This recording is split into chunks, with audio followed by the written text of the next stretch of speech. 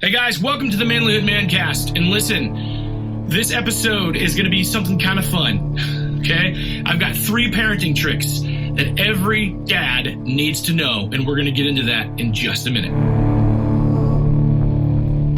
Are you ready to live life to the full? Are you ready to rise up and live a life of honor? Are you ready to boldly step into a life of courage? This is the Manlihood ManCast, and here's your host, Josh Hatcher.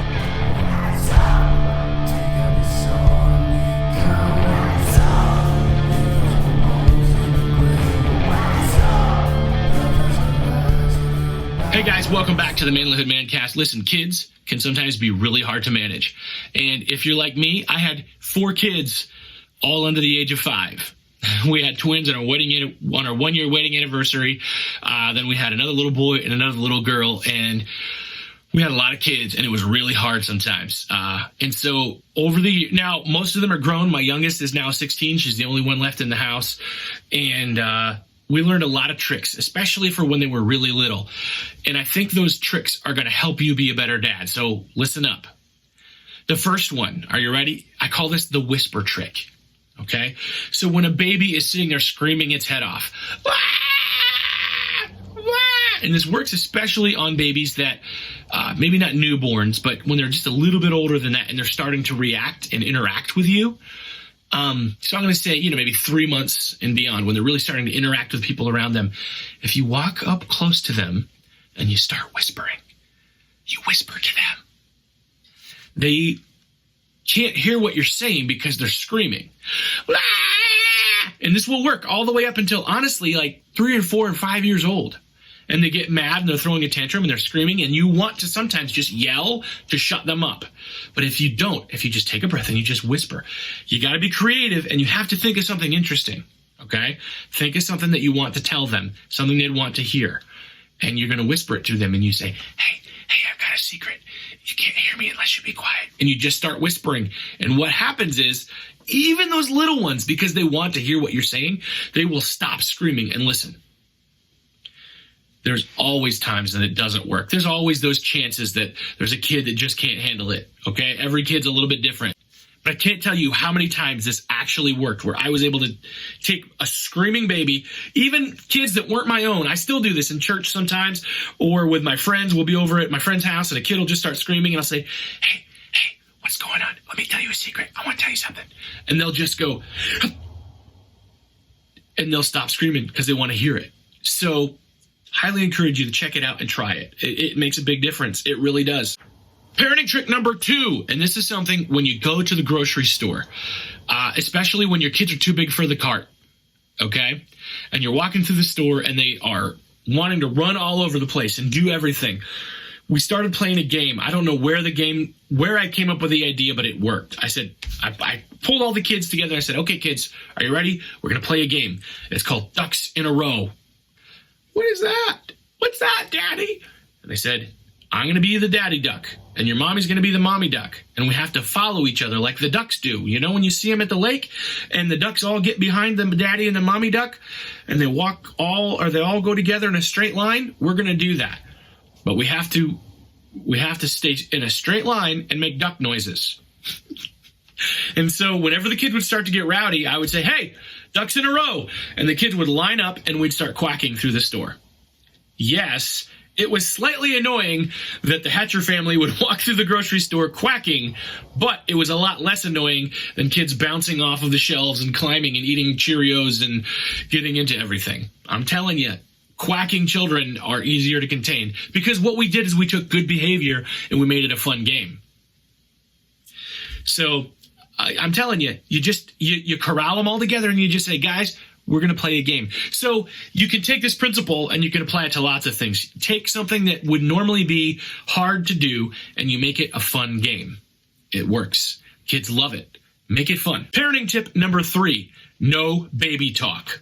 This is very hard sometimes because we see cute kids and we just want to start going, and then you start talking baby talk. It comes out. And I mean, sometimes, a little bit is cute now and then, right? But we always would gently correct our children's grammar when they were little. We would always when they would say something, we would correct what that grammar is or correct the wording and not allow them to make up words or to talk baby talk. Now, this was actually really hard with the twins because the twins, before they could talk English, they actually had their own language and they could talk to each other and understand each other. And they were boy-girl twins. And I'm telling you, it was the weirdest thing. They could do it. They would look at each other and carry on conversations, and they would laugh and tell jokes. And they knew, before they knew any English words, they could talk to each other. It was strange, but that is what it is. But I'm telling you, if you take the time to teach them English, they will know the language well. If you don't, they will learn baby talk, and they will talk it for way too long. And they will grow up to cheapen the language, which happens all the time.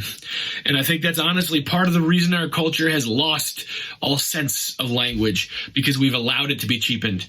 Yes, I know I'm getting broader and metaphysical. I'm just saying, teach your children English or whatever language you speak. If you speak multiple languages in your home, teach them multiple languages. Teach them all the languages. Teach them proper pronunciation. Teach them proper grammar, and do it lovingly and gently, and just model it for them. Don't talk baby talk.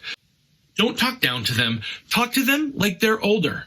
And they actually will understand you. And if they don't, they will learn to ask questions. They'll say, "What does that mean?" And you explain it, and they learn. Your job is not just teaching them right from wrong. Your job is to teach them a lot of things, including how to talk and how to learn. And so taking the time to teach them language, that's a good thing. That's on you. Teach it well. Anyway, guys, that's the Manlihood ManCast for today. I appreciate you. I love you. If you appreciate what you're hearing and what you're learning from us here at the Manlihood ManCast, please go to our website, manlihood.com/store, and you can buy some of our resources there. You can get yourself a Manlihood t-shirt or a hoodie or a mug, something that you can buy to show your support for what we're doing. I love you guys, and I appreciate all that you do. Please like, comment, subscribe, share with your friends, and we'll see you guys next week. Hey man, I see you. I see your fire going out. I see your marriage barely holding on. I know you're broke, wore out, and at the end of your rope. I've been there. It sucks. It sucks the spark right out of you, till all you have is a pile of wet wood. It feels like it's never gonna burn. I can't fix your problems. I can't make her love you again. I can't lose 50 pounds for you or fill your bank account.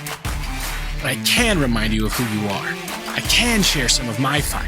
I can help you make a plan to get your life back on track. So let's go. Let's do this. Let's reignite our lives. There's a lot at stake. No one wants their marriage to end in divorce. No one wants to wallow in despair or to the dark places that follow. So let's do it. Let's reignite our lives. Let's reignite our passion, our marriage, our health, our career, our dreams, our mindsets. Get reignite today.